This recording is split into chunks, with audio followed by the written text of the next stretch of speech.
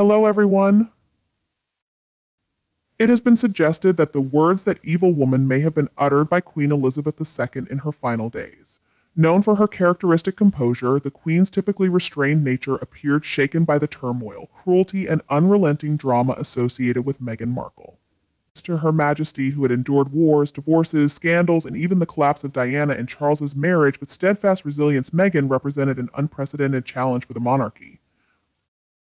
Meghan was not merely a deviation from royal expectations, but a disruptive presence, seemingly intent on reshaping centuries-old traditions to suit her personal agenda. Her actions reportedly led to fractured relationships, disheartened staff, and significant damage to the royal family's public image. One of Meghan's most controversial missteps was her treatment of Catherine, the Princess of Wales. Known for her poise under pressure, Catherine found herself an unwilling participant in Meghan's apparent rivalry.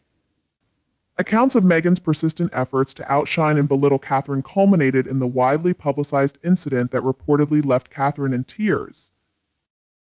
While Catherine endeavored to maintain her composure, Prince William reportedly found Meghan's behavior intolerable. On one occasion, he is said to have asked her to leave a polo match to spare his wife further discomfort. However, Meghan's actions did not end there. In a peculiar incident, she was allegedly spotted rifling through the boot of a car and squatting near Catherine's vehicle, an unsettling display that many interpreted as a blend of defiance and obsession. Among the many controversies Meghan has faced, few are as peculiar as the persistent rumors surrounding her pregnancy with Archie. Speculation about the fluctuating appearance of her baby bump has been dismissed best by many, yet whispers continue to circulate, even within royal circles. Did the late Queen Elizabeth II order DNA testing to confirm Archie's parentage? While unsubstantiated, such a scenario remains conceivable, given the Queen's reputation for thoroughness and attention to detail. Whether or not such testing occurred, Elizabeth likely approached the matter pragmatically, understanding that the truth would reveal itself in time. For those observing Meghan's apparent need for constant attention, the circumstances surrounding Archie's birth only served to deepen their mistrust. What makes Meghan Markle's time in the royal family so startling is not solely her behavior, but the lasting damage she is said to have left in her wake. During her tenure at the palace, staff turnover reportedly reached unprecedented levels, with many attributing their departures to her alleged bullying and excessive demands. Relationships within the royal family were also pushed to the brink, including the once strong bond between Prince Harry and his brother William, which became another casualty of Meghan's influence. Even Queen Elizabeth II, who had navigated challenges ranging from Nazi sympathizers within the family to the heartache of Princess Diana's death, appeared unprepared for the turmoil Meghan brought to the monarchy. Reports of the Queen referring to Meghan as "that evil woman" may have been uncharacteristically candid, yet they seem to resonate with those who witnessed the upheaval firsthand. As the dust settles on Meghan's brief but tumultuous period as a working royal, one thing is clear: her story is far from a fairy tale. Instead, it stands as a cautionary tale of an individual unable to adapt, showing a disregard for tradition and an apparent contempt for those who fail to cater to her desires. Every action and demand has solidified Meghan Markle's place in history, not as a progressive force for modernizing the monarchy, but as one of its most disruptive figures. The public has grown increasingly fatigued by Meghan's perpetual victim narrative, yet she persists in playing the same refrain, claiming to be misunderstood while simultaneously profiting from her alleged struggles. Her story, framed as one of overcoming imagined slights and exaggerated challenges, has been revealed as a carefully crafted facade rooted in grievance, entitlement, and exploitation. Since stepping back from royal duties, Meghan has redefined herself not as a philanthropist or cultural leader, but as a professional critic. Each interview, documentary, and podcast she undertakes becomes another stage for recounting perceived injustices. However, beneath the polished exterior of her self-proclaimed truth lies a troubling pattern of half-truths, contradictions, and outright fabrications. This behavior has left behind a trail of estranged allies and an ever-growing wave of public skepticism. When Meghan Markle speaks of valuing privacy, it's difficult not to chuckle. Few individuals have been more devoted to monetizing their personal lives than Meghan and Harry. Though they claim to leave the royal family to escape media scrutiny, they have willingly sold wedding footage, private text messages, and even their most intimate family moments to the highest bidder. Privacy, it seems, was never the true priority. It served instead as a convenient shield to deflect criticism while profiting from their royal connections. This narrative isn't just about spilling secrets, both literal and figurative. It's the story of a woman who entered the royal family under the guise of love, only to use her platform for self-promotion and grievance. The repercussions of her actions have left royal staff, seasoned observers, and even the most scandal-hardened members of the Windsor family stunned. Her ventures into content creation exemplify this audacity. They reveal a pattern of manipulation, entitlement, and calculated moves that have cemented Meghan Markle's reputation as one of the most controversial figures in royal history. Take, for example, Spotify's $20 million deal for Meghan Markle's podcast Archetypes, which promised to provide a platform for meaningful conversations. What audiences received, however, was a series of self-centered monologues, with Meghan seemingly using her guests as mere backdrops to amplify her narrative. Unsurprisingly, Spotify ultimately severed ties, with industry insiders reportedly criticizing the podcast for its lack of creativity and effort. This failure is emblematic of a broader issue: Meghan's apparent desire for applause without the corresponding commitment to hard work. Her venture into Netflix fared no better. The 6-hour Harry-Meghan series, marketed as a documentary, proved to be little more than a vanity project. Viewers endured a rehash of grievances already made public, interspersed with indulgent montages and overly dramatic music. Far from offering new insights, the series left audiences unimpressed and critics questioning whether Meghan had anything to offer beyond her complaints. This preoccupation with grievances extends even to her so-called activism, or what can loosely be described as such. Meghan Markle's advocacy is often criticized for its superficiality and performative nature. From a poorly crafted letter to us senators advocating for paid leave to a carefully orchestrated coffee donation during the pandemic, her efforts seem designed more for generating publicity than fostering genuine change.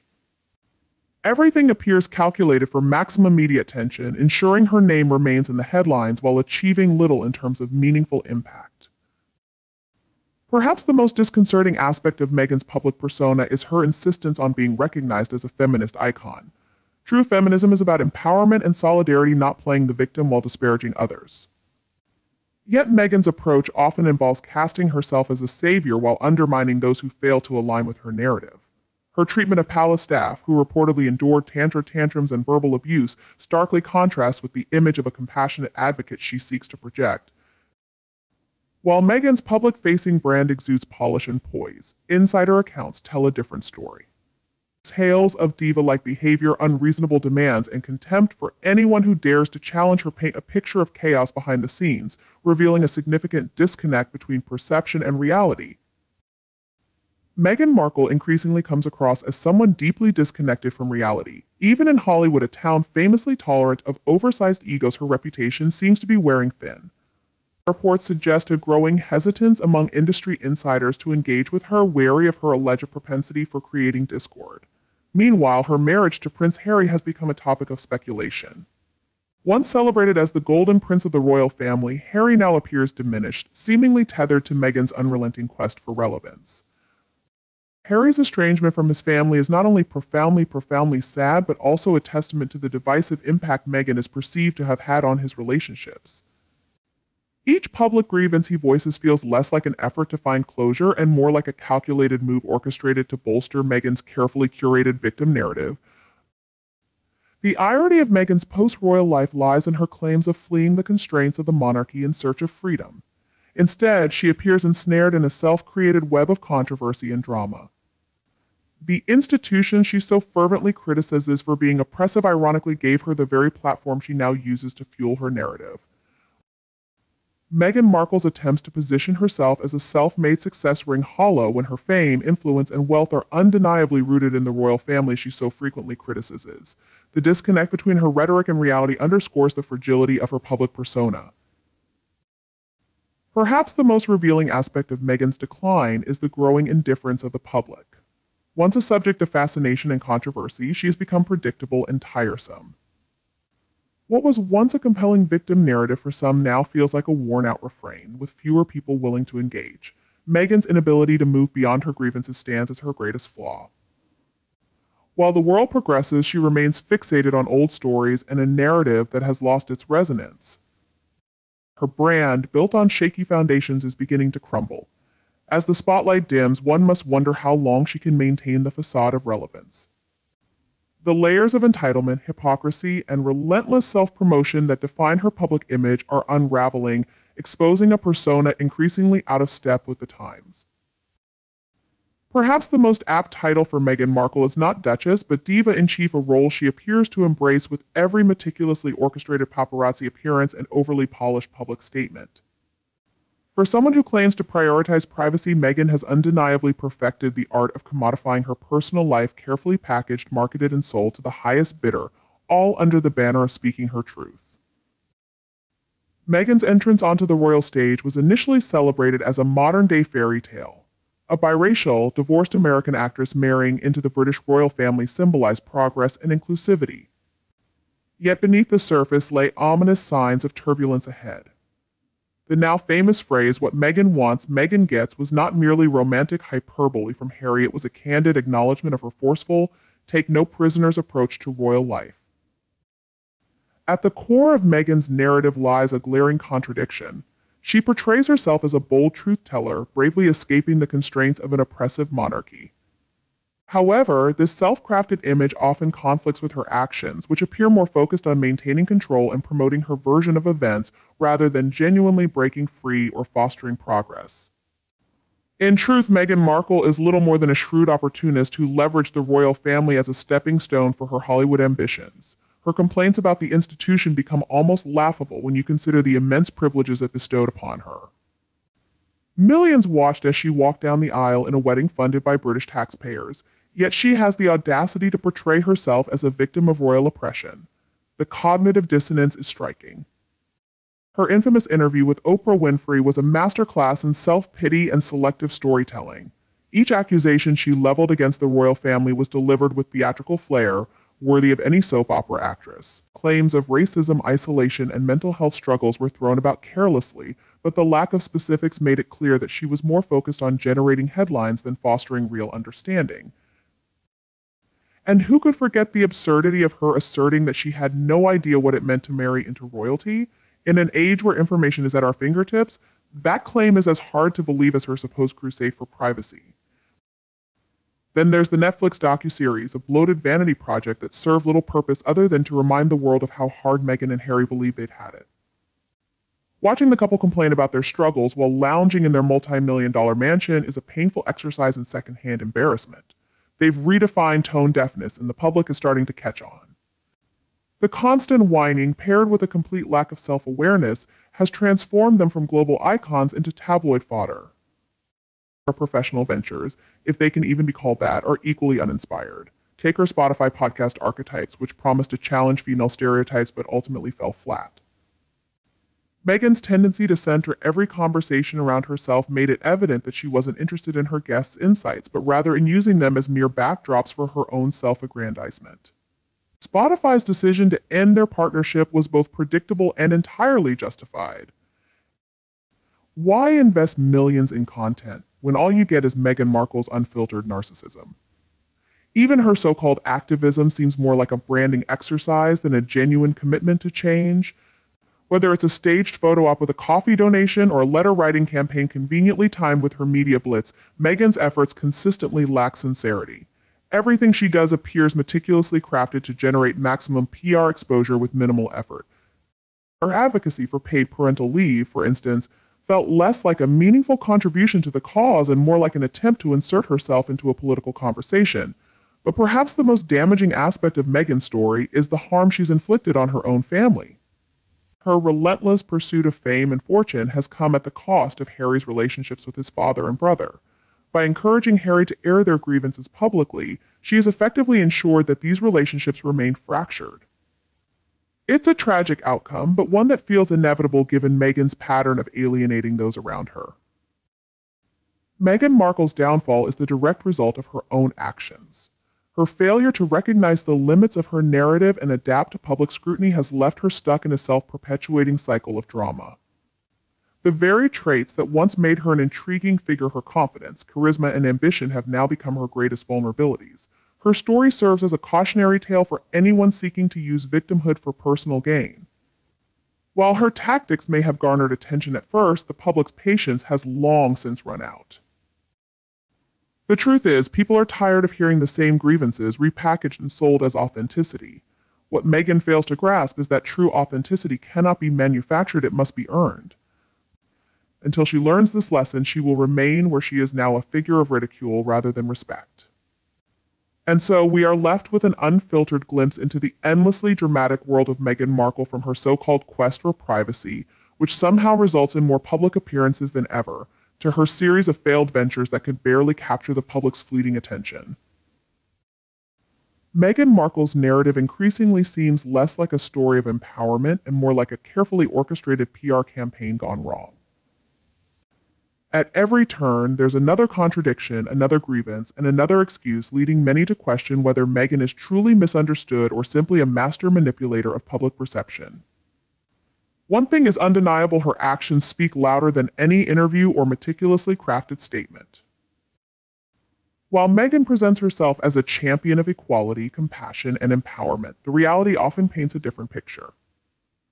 Behind the scenes, her reputation for sowing chaos and alienating those closest to her has raised serious doubts about her authenticity. Moreover, let's not overlook the damage her relentless pursuit of victimhood has caused not only to the royal family but to her own credibility. Take the royal tour of Australia, for instance, a pivotal opportunity to endear herself to the public.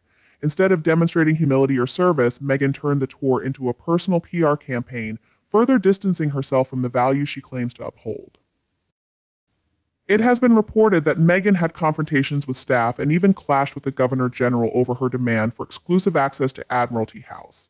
When denied, she allegedly responded with a tirade, including the expletive-laden question, "Do you know who I am, Meghan?" This incident has led some to suggest she views the monarchy as existing to serve her, rather than the other way around. This ongoing saga raises thought-provoking questions. Are Meghan and Harry reshaping their narrative to align with their perspective, or are they revealing hidden truths about the monarchy's glamorous exterior? Are Meghan's repeated grievances justified, or do they reflect a persistent pursuit of attention? Adding to the controversy is the recent launch of Meghan's new venture, a rebranded Instagram account featuring her R logo. This move has ignited heated discussions online, with critics accusing her of appropriating ideas to boost her brand. The debate is anything but subtle, fueling yet another chapter in her highly scrutinized public journey. Unsurprisingly, the Duchess has once again found herself at the center of controversy, with her latest design choice raising quite a few eyebrows. The burning question on everyone's mind is Meghan attempting to align herself with the iconic Spencer family, particularly the late Princess Diana, through her subtle yet suggestive branding. The R logo, at the heart of the debate, features a motif that bears a striking resemblance to the Spencer Honeysuckle Tiara, a cherished piece of jewelry deeply connected to Diana's legacy. This understated yet elegant tiara is renowned for its intricate seven-petal design, a pattern that, whether by coincidence or intention, seems to echo in Meghan's branding. So, is this similarity a mere stroke of serendipity, or is Meghan deliberately evoking Diana's family history to craft a connection to royal symbolism? Critics have not held back, pointing out how the design feels unmistakably familiar and suggesting this may be yet another instance of Meghan positioning herself within the framework of royal iconography. The debate rages on. It's difficult to believe the resemblance is purely coincidental. Meghan has gained a reputation for calculated symbolism, often incorporating subtle nods or overt tributes into her choices, from her wardrobe to her public appearances. Each move seems deliberately designed to draw comparisons to Princess Diana, whether through understated references to her legacy or more direct emulation of her iconic style. However, this latest instance feels even more deliberate. The Spencer Honeysuckle Tiara is far more than a simple piece of jewelry. It represents a deep connection to the Spencer family legacy. For Meghan to align her branding with this symbolism raises significant questions about her intentions. Adding to the intrigue is the timing of the logo's launch, coinciding with the royal family's preparations to commemorate the 25th anniversary of the Diana Awards, a tribute to the late princess's humanitarian efforts.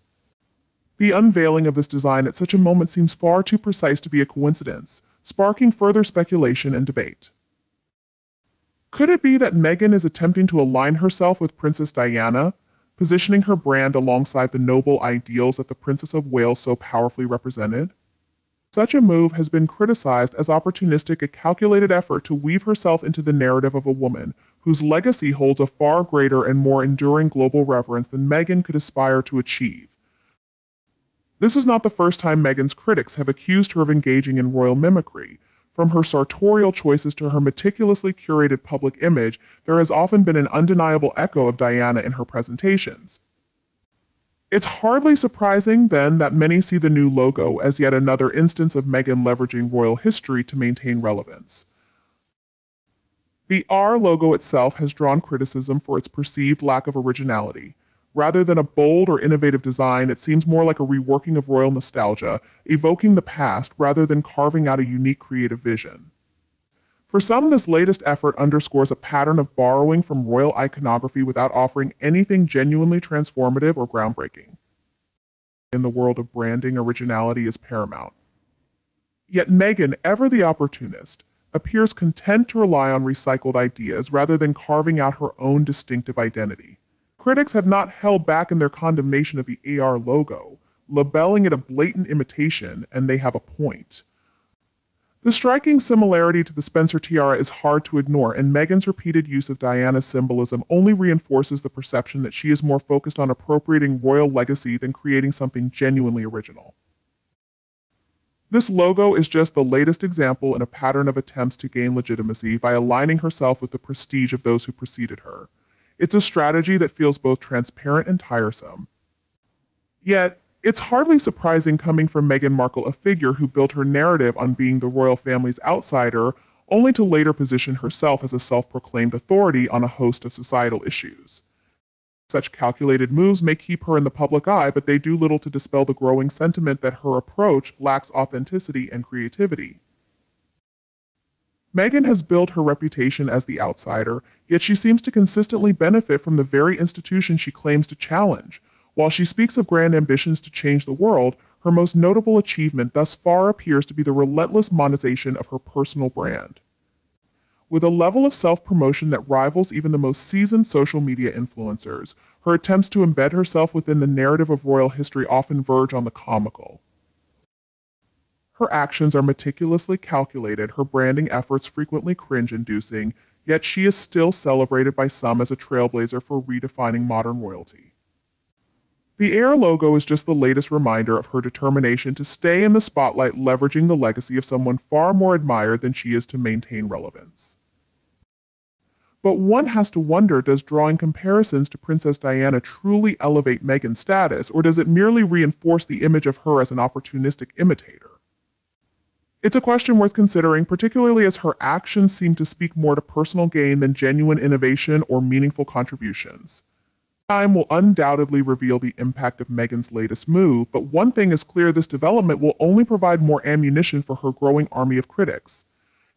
Whether it's the AR logo, her latest publicity stunt, or her ongoing efforts to remain in the spotlight, Meghan Markle has a knack for staying in the headlines. Be it through attempts to co-opt Diana's legacy or repurposing royal symbolism to bolster her personal brand, she ensures that the public never stops talking. However, her controversies extend beyond mere branding. Reports of a teacup being hurled at a staff member highlight a troubling pattern of alleged abusive behavior within the palace walls. This incident, far from being an isolated outburst, reflects a deeper issue that reportedly left many aides disheartened and demoralized. Meanwhile, her relentless self-promotion continues unabated. Her latest venture, an Instagram page prominently showcasing the AR logo, has been described by critics as yet another installment in a seemingly endless public relations spectacle. Once again, Meghan appears to push the limits of what many see as a calculated effort to remain relevant, raising questions about the cost of her ambition to those around her and the public's tolerance for her polarizing tactics. Let's be honest, the marketing strategy here is almost too transparent. This isn't about creating a brand from the ground up, it's about Meghan, the so-called visionary, taking the easy way out. By latching onto an established legacy and leveraging the enduring memory of Princess Diana, she ensures the public views her through the lens of a woman whose influence and legacy far surpass anything Meghan herself could aspire to achieve. The R logo, with its subtle reference to the Spencer Honeysuckle Tiara, is far from innovative. In fact, it's yet another instance of Meghan being accused of appropriating royal symbols to serve her own agenda, a pattern that shows no signs of stopping. What's more, the design's attempt at subtlety only amplifies the criticism. It's akin to slipping into an exclusive gathering uninvited, hoping no one notices. The supposed cleverness behind this design feels anything but. Instead, it comes across as a painfully obvious attempt to capitalize on the prestige of Diana's legacy without offering anything truly original. This calculated move, much like her others, is as conspicuous as it is uninspired. This is yet another attempt by Meghan to align herself with a family that ultimately rejected her, and to insert herself into a legacy with which she has no authentic connection. It's a calculated move, leveraging symbols rich with meaning in the hope that the public overlooks the glaring disconnect between her and what these symbols truly represent. What makes this all the more striking is that Meghan no longer seems to bother hiding her intentions. She has perfected the art of appearing detached from the trappings of celebrity culture while in reality orchestrating every detail to keep herself firmly in the spotlight. Few things are more disingenuous than claiming to rise above the celebrity branding game while simultaneously working tirelessly to ensure the cameras never stop focusing on you. The AR logo and its carefully chosen timing feel like yet another orchestrated effort to position herself at the center of a royal narrative that doesn't belong to her. And the timing? It's impossible to ignore. Each move seems meticulously planned, as though designed to place her in the public eye just when attention is most valuable. It's a masterclass in self-promotion, but one that leaves much to question about authenticity and intent. The timing of the AR logo's release, coinciding with the world's celebration of the 25th anniversary of the Diana Awards, is as predictable as it is transparent. It's a move so blatantly calculated that it would almost be laughable if it weren't such a hallmark of Meghan's strategy. Once again, she plays the symbolism card, as though invoking Diana's legacy is a guaranteed way to elevate her status in the public's eyes. Why wouldn't she want to attach herself to Diana's enduring legacy and name that inspires empathy, admiration, and respect? It's a classic Meghan maneuver: take the legacy of a universally beloved figure and use it to craft a narrative where she doesn't naturally belong. Does she truly believe the public is so easily swayed? Meghan has repeatedly demonstrated her willingness to recycle history to serve her own agenda. The AR logo is merely the latest in a series of attempts to embed herself into a royal narrative where her role has always been tenuous at best. It's as though she believes that by aligning herself with royal symbols and borrowing the iconography of the Spencer family, she can position herself within something far greater and more significant.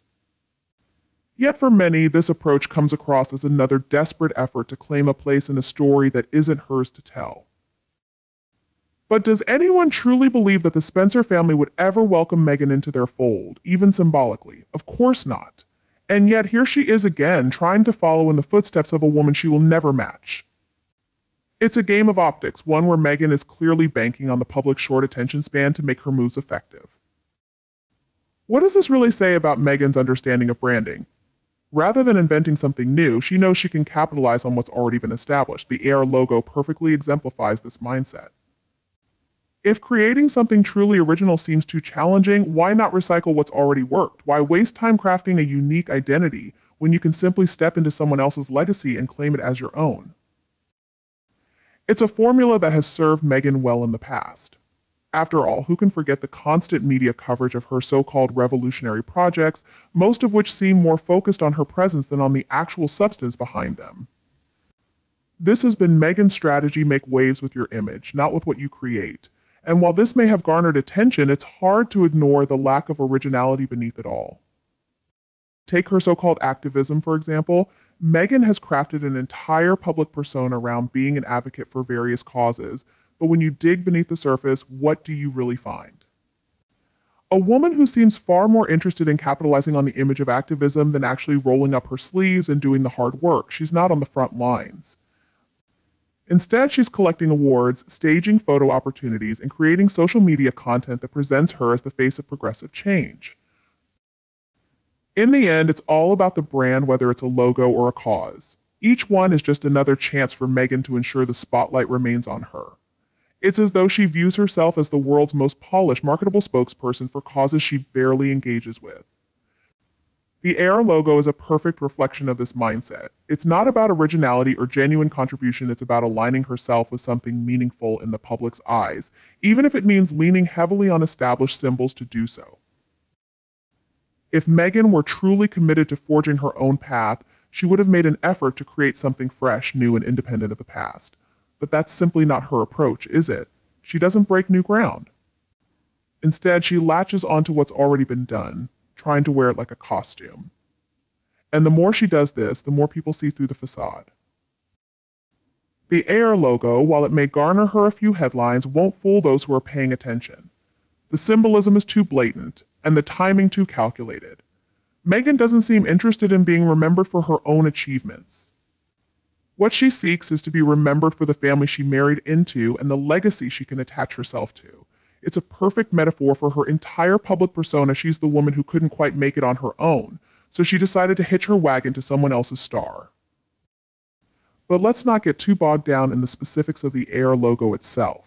The larger issue here is Meghan's obsession with crafting an image of herself that aligns with royalty, nobility, and everything she wishes she could belong to. The R logo isn't merely a design, it's a symbol of Meghan's desire to be associated with a world she was never truly part of. The Spencer tiara may be long gone, but if Meghan can incorporate its symbolism into her brand, perhaps, just perhaps, she can persuade the world that she's more than just a former TV actress with an impressive social media following. Following the 2019 royal tour to South Africa, Meghan could have turned a corner in her public image. Instead, it became a case study in her insatiable need for control and her inability to tolerate even the smallest inconvenience. The reported incident with the small heater in Archie's room highlights her reactionary nature, exemplifying her tendency to lash out over minor frustrations rather than accept them gracefully. A minor safety issue quickly escalated into a full-scale verbal assault on a young aide whose distress was so severe that medical intervention was required. The AIR logo, in many ways, is just another tactic in Meghan's growing PR machine. It's a way for her to stay relevant, to keep the cameras on her, and to ensure that her name remains linked to the royal family, even if only in the most superficial of ways. As long as the public continues to bite, she will keep creating, tweaking, and appropriating. It's a game Meghan knows all too well. If this logo is any indication, she's just getting started. A deep sense of déjà vu washes over me when I think about Meghan Markle. Every move she makes feels carefully orchestrated to keep her firmly in the spotlight, regardless of whether it's earned or deserved. Her most recent endeavor is the launch of her Instagram page featuring the AR logo. This marks just another chapter in a seemingly endless series of actions designed to ensure her name remains in the spotlight. But honestly, who is truly taken in by this transparent attempt at innovation? Is anyone genuinely shocked by the rebranding that centers on such a blatant act of appropriation, particularly regarding the Spencer Honeysuckle Tiara? This piece, closely tied to her mother-in-law, Princess Diana, is the latest target of her efforts. Let's take a moment to assess the situation. Meghan, who has positioned herself as a so-called revolutionary, no longer bothers to conceal her motives. Rather than forging her own distinct path, she appears to be hitching her wagon to something beloved and admired for many years. The AR logo, which is clearly inspired by the Diana Spencer tiara, reeks of calculated nostalgia. Does Meghan really believe the public is so unaware that they won't recognize the faint scent of opportunism at play?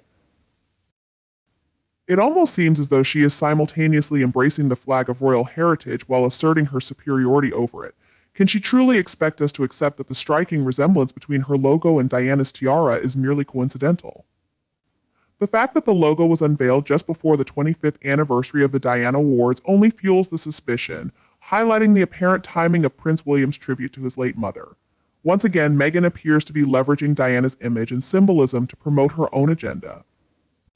It's almost as though she hopes that by associating herself with Diana's lasting legacy, the public will overlook her total lack of any real ties to that same legacy. It seems far too deliberate, don't you think? Meghan's team likely timed this to perfection, hoping the public would accept it without question.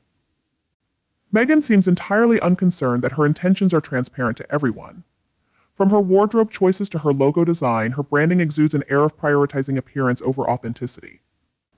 Let's not pretend this is some groundbreaking act of creativity. It's merely the latest example in a series of calculated efforts to manipulate public perception and maintain her relevance. Her apparent fixation on Diana's legacy only underscores her desperation to embody a role that simply isn't hers. No, Meghan, a royal narrative cannot be claimed merely by attaching a logo to it and sharing a few social media posts. That's not how it works. What's particularly striking is her lack of innovation. Instead of crafting something original, she continually recycles existing ideas. Be it royal emblems or public displays, her approach demonstrates a near comical absence of originality. How many more times must we witness Meghan attempting to draw parallels between herself and Diana before collective exasperation sets in? It's as though she feels no hesitation in borrowing the legacy of a remarkable woman, fully aware she's unlikely to create one of her own. Could anything be more obvious than reusing iconic imagery to inflate her own sense of significance? Yet, despite the glaring signs of appropriation and calculated brand manipulation, Meghan has managed to convince a portion of the public that she's a pioneer. Perhaps this stems from the public's initial belief in the illusion the media's eagerness to cast her as a beloved royal outsider, a figure destined to break tradition, defy expectations, and challenge the establishment. But let's face it, she isn't breaking anything. She's simply molding the narrative to suit her own agenda, and it's becoming tiresome. The irony is unmistakable. She's among the first to champion authenticity, yet her every action seems to contradict it. The AR logo, despite its apparent originality, is little more than a hollow attempt to keep her name in the spotlight, a desperate bid to remain relevant, to remind the world of her presence and her supposed cause, even if that cause boils down to maintaining an illusion of importance. No doubt Meghan's PR team is working tirelessly to craft the perfect image of a strong, independent woman. However, the reality is far less inspiring. Rather than building her own legacy, she's clinging to the stories of others, hoping their brilliance will reflect onto her. The saddest truth is that she'll continue down this path, relying on borrowed symbols to bolster her brand, inserting herself into narratives that don't include her, and pretending the public can't see the carefully calculated moves she's making. Perhaps she hopes that by persistently invoking Diana's image, we'll overlook the glaring reality. Meghan is, at her core, a woman attempting to navigate a world that seems unwilling to grant her the space to carve out her own identity. Yet the harsh truth remains: she lacks the charisma, authenticity, and genuine connection needed to truly resonate and stand on her own. She longs to be the royal figure she so desperately envies, but instead of charting her own course, she imitates, appropriates, and manipulates. Meghan's entire public persona reflects an unwillingness to establish her own identity. Every action is meticulously planned to maximize attention, yet none of it truly elevates her as an individual. She persistently leans on the legacies of others, whether it's Diana's iconic tiara, her mother-in-law's name, or the broader history of the royal family. But no amount of borrowed prestige will ever transform her into the royal figure she aspires to be. For many, her behavior during the South Africa tour only solidified their concerns. Her public display of compassion and humility starkly contrasted with reports of her private demeanor. The carefully curated narrative fell apart under scrutiny, revealing the disparity between the image she projects and the reality behind the scenes.